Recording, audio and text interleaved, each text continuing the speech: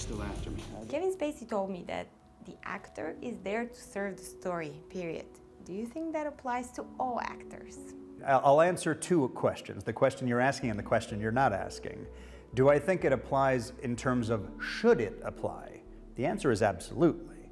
I think you have many famous actors, A-list, people making $20 million or more a movie, that make movies that bomb, that make movies that don't do well, that nobody cares about. And then you have people you've never heard of that come out of nowhere and suddenly capture the public zeitgeist. I remember Marion Cotillard when she did La Vie en Rose. Nobody in America had heard of her, nobody in Hollywood, but she won the Oscar. And it wasn't because this actress suddenly came in, while she's wonderful, it wasn't just because of her talent. It was because the story moved us and the way she portrayed the story, coupled with the direction and everything else that went with it, a true team kind of mentality, came together and worked properly. Most actors believe they are the center of the universe. So this is the answer to the other question. Do they believe that they are there to serve the story? I think if you asked them, they would say yes. But I think in practice, unfortunately, not as much. I think the first two elements that I talked about in terms of what's important in story move me as well, character and theme.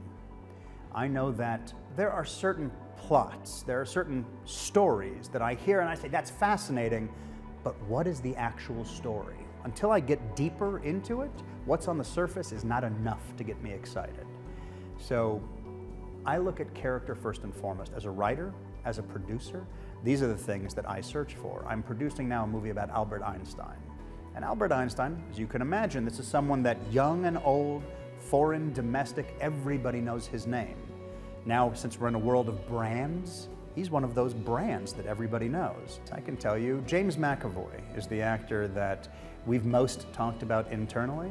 We have other actors that have expressed an interest in it and other actors that have been discussed, but I keep coming back to McAvoy. If you look at what he did in Last King of Scotland and in Atonement, he had so much happening under the surface, kind of innocence shattered, but also he's very handsome and he knows that he's handsome. And so even when he's playing an innocent, there's still and this is a good thing, an arrogance to the character that I think fits Albert Einstein perfectly, because the crazy-haired, mustachioed man that we see on every poster is not the story we're telling. We're telling Einstein when he was a young man, a ladies' man, someone who knew that, again, calculating in his mind, if I play the fiddle, women come, I will play the fiddle. So everything he did was in aid of how he looked until he was able to break through that and eventually do things for the greater good.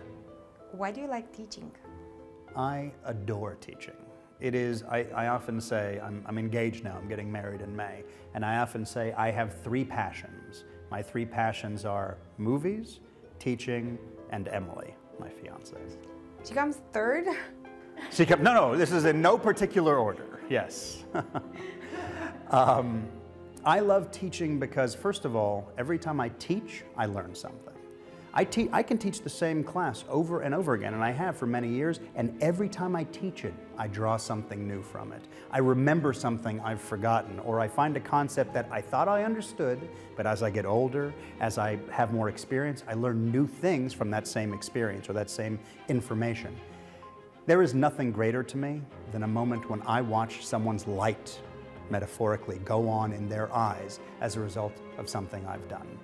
I've been teaching since about 1994. Different things, not always in film.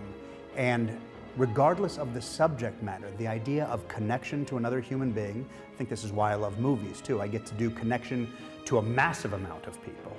But one-on-one, there is something wonderful about watching the registration of information and the evolution of thought. To me, it's one of the things that I do that makes me feel like I'm contributing to the world on a great level.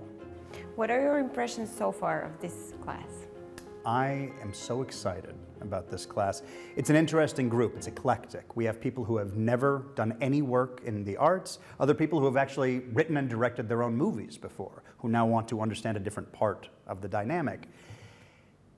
If you look at that coupled with what their interests are, And what I mean by that is there are people who love science fiction, there are people who love comedies, there are people who only like, quote, deep movies, and yet we're finding an intersection, not by genre, but by theme and by character. So today, for instance, we sat and every person gave their top 10 films of all time.